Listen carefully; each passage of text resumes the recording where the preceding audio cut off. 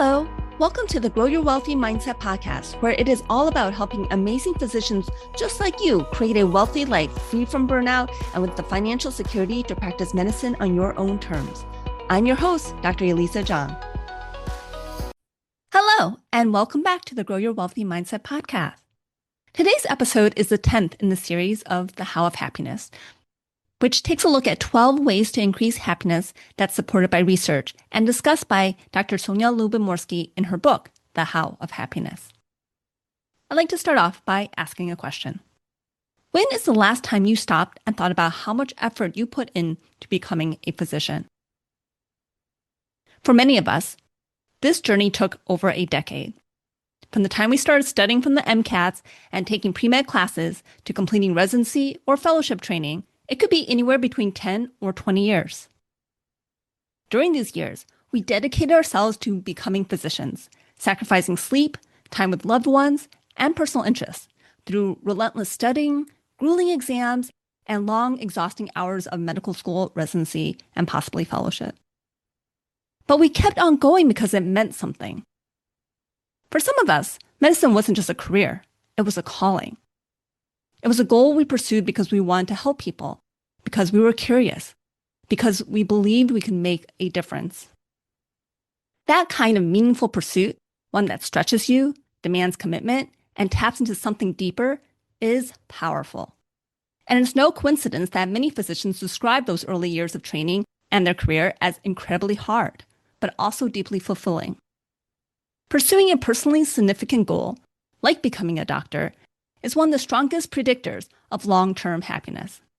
People who strive for something meaningful, whether it's learning a new craft, building a strong family, serving a community, or mastering a discipline, like medicine, are generally happier than those without strong dreams or aspirations.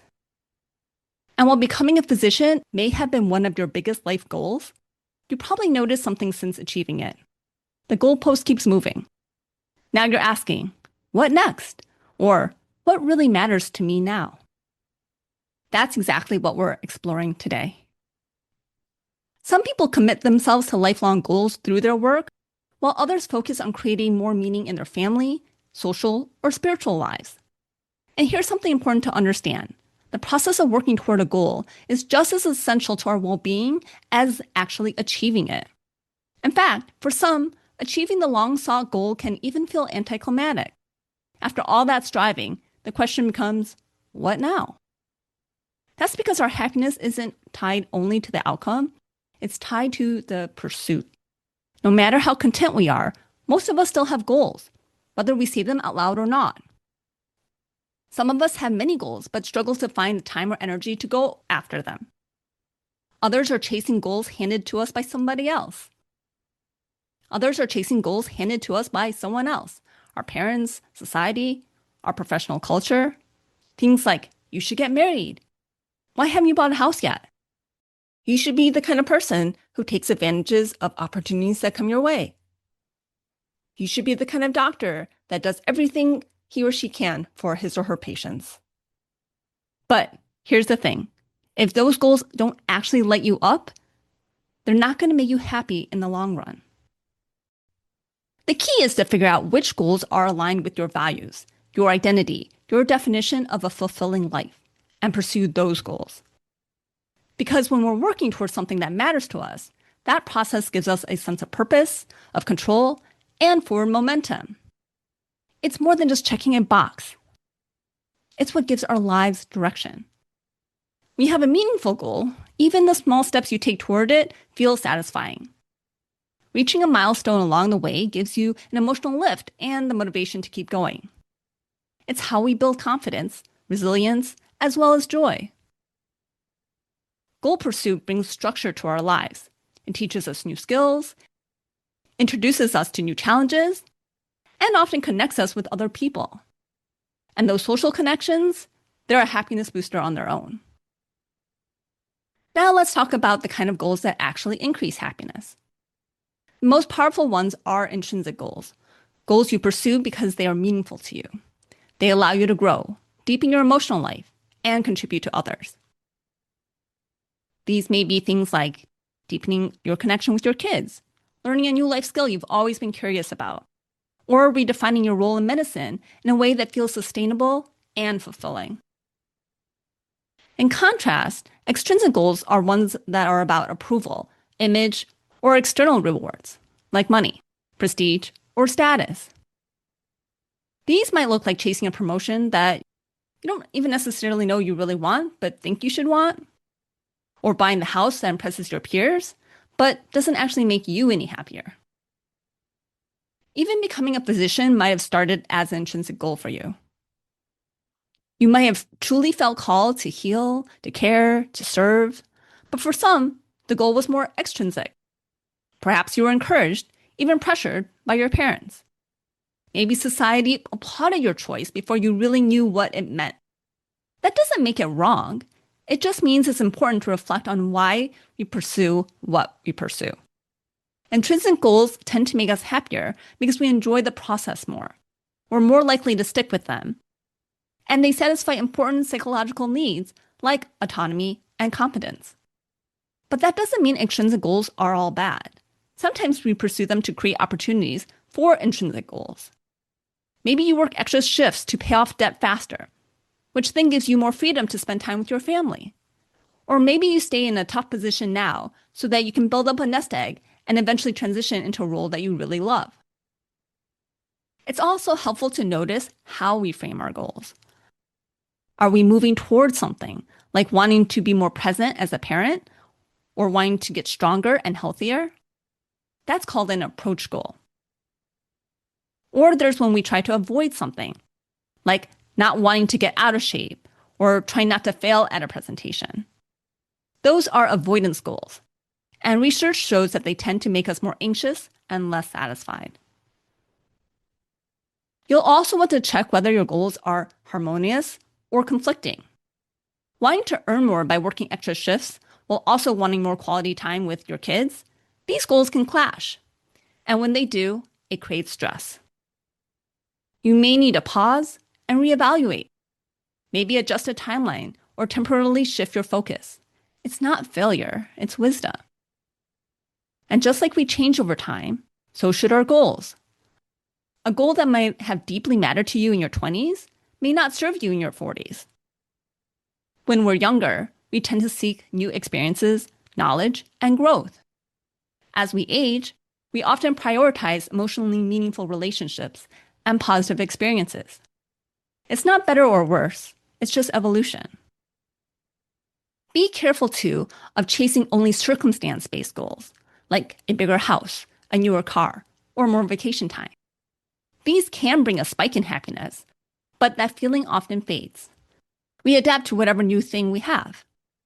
Instead, activity-based goals, like learning to paint, picking up a new language, or starting a writing practice, offer ongoing satisfaction because they keep challenging us, engaging us, and helping us to grow. So here's a practical exercise. Take a moment to write down your current goals. Personal, professional, financial, all of it. Then ask yourself, is this goal intrinsic or extrinsic? Is it authentic or something I inherited from someone else? Even that someone else is society as a whole. Am I approaching something positive or avoiding something negative? Do my goals work together or are they competing? Is it based on a temporary circumstance or a fulfilling activity? Am I being flexible with this goal or am I rigidly holding on to something that may no longer fit? If you identify a goal that feels out of alignment, can you reframe it? Adjust your timeline? Change the way you measure progress? Let's bring this to financial goals, because I know that's a big one for many of you listening to this podcast. Financial goals are often framed in extrinsic terms. More money, early retirement, hitting a specific net worth. But if you dig deeper, it's usually something more meaningful underneath. Maybe what you're really craving is freedom. Freedom to spend time with your kids, to travel, to volunteer, to say no to burnout. So how can you reframe your financial goals in a way that makes them more intrinsic? Instead of saying, I want to max out my retirement accounts, maybe say, I want to build financial security so I can feel at peace and have more choices. This subtle shift can make the process feel more motivating and potentially more joyful. Remember to reward yourself along the way. Celebrate those small wins. That's really so important. Reflect on how far you've come and give yourself some credit. One final note, be careful not to let external rewards sap the joy out of something you already love. If you enjoy writing, painting, or teaching, don't let performance pressure rob you of that joy. Sometimes the most meaningful things are the ones we do for our own sake, not for praise, grades, or money. So here's your next step. List your personal goals, aspirations, and projects. Identify any irrational beliefs or external pressures tied to them. Choose one goal to focus on, write it down, share it with someone, and then break it down into mini steps. Think about where and when and how you'll take action. Then actually think about all the roadblocks that are going to come in the way, and then come up with strategies to overcome those roadblocks. And potentially most importantly, find someone who can support you. Because the real joy isn't just achieving the goal, it's in who you become on the way there. I see my role as a coach is to help people reach their goals. If you would like me to support you in reaching your goal, whether it's financial or some other life goal, go to my website, www.growyourwealthymindset.com, and set up a Zoom call with me. I love to talk about how I can help you and support you to reach whatever goal that you want to achieve. Thank you so much for being a listener of the Grow Your Wealthy Mindset podcast, and I'll be back next week with another episode. If you enjoyed this episode, I would love it if you could share it with your friends and colleagues. And now for the disclaimer. I am not a certified financial planner, accountant, or attorney, and nothing I say should be construed as professional investment, tax, or legal advice. This show is primarily for your education and entertainment. I am a physician, but I'm probably not your physician. So if you need any medical advice, please contact your own physician. Thank you.